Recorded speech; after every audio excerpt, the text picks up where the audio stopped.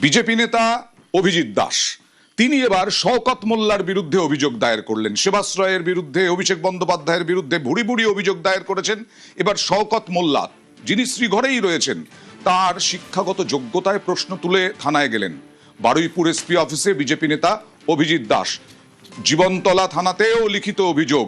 শওকতের বিরুদ্ধে কি কি অভিযোগ, কেন শিক্ষাগত যোগ্যতা নিয়ে প্রশ্ন তুললেন অভিজিৎ দাস কি বলছেন, কল্যাণের সঙ্গে কথা বলবো। কল্যাণ, একেবারেই অয়ন্দা জানিয়ে রাখি, আজকে অভিজিৎ দাস সহ বিজেপির একটি প্রতিনিধি দল আসে বারুইপুর এসপি অফিসে এবং সেই বারুইপুর এসপি অফিসে এসে শওকত মোল্লার নামে একদিকে যেমন লিখিত অভিযোগ দায়ের করেছে, তারই পাশাপাশি শওকত মোল্লার সঙ্গে অভিষেক ব্যানার্জি সহ সুমিত রায় সহ একাধিক ব্যক্তির নামে কিন্তু মূলত অভিযোগ করেছে যে শওকত মোল্লা এই যে শিক্ষা চুরির যে বিষয়টি উঠছে, যে তিনি মিথ্যা কথা বলেছেন, যে বিধানসভা ভোটে দাঁড়ানোর সময় যে হলফনামা তিনি জমা দিয়েছিলেন, সেই হলফনামা একেবারেই মিথ্যা বলে তিনি দাবি করছেন। সেই দাবি তুলে অভিযোগ করেছেন যে উচ্চ মাধ্যমিক থেকে শুরু করে তিনি যে গ্র্যাজুয়েশন কমপ্লিট করেছেন, যে সমস্ত বোর্ড তিনি উল্লেখ করেছেন যে এই বোর্ড থেকে তিনি মাধ্যমিক বা উচ্চ মাধ্যমিক পাস করেছেন, সেই বোর্ডগুলি একেবারেই ভুয়ো বলে তিনি দাবি করছেন। আর সেই ভুয়ো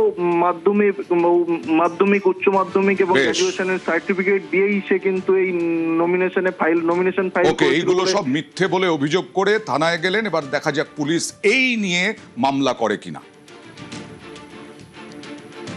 শওকত মোল্লা 2016 সালে তাকে প্রার্থী করে তৃণমূল পার্টি। ও দেখাচ্ছে তার ইলেকশনে বেড়ে বেড়ে যে ও হচ্ছে আপনার উচ্চ মাধ্যমিক অবধি পড়েছে, সেটা বোর্ড অফ ইউথ এডুকেশন, যেটা একটা তৃণমূলের সরকারি, যাকে ফেক্ট বোর্ড বলে চিহ্নিত করেছে।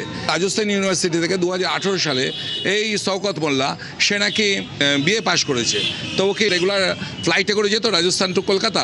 তো এটা ইনভেস্টিগেশন হওয়া দরকার।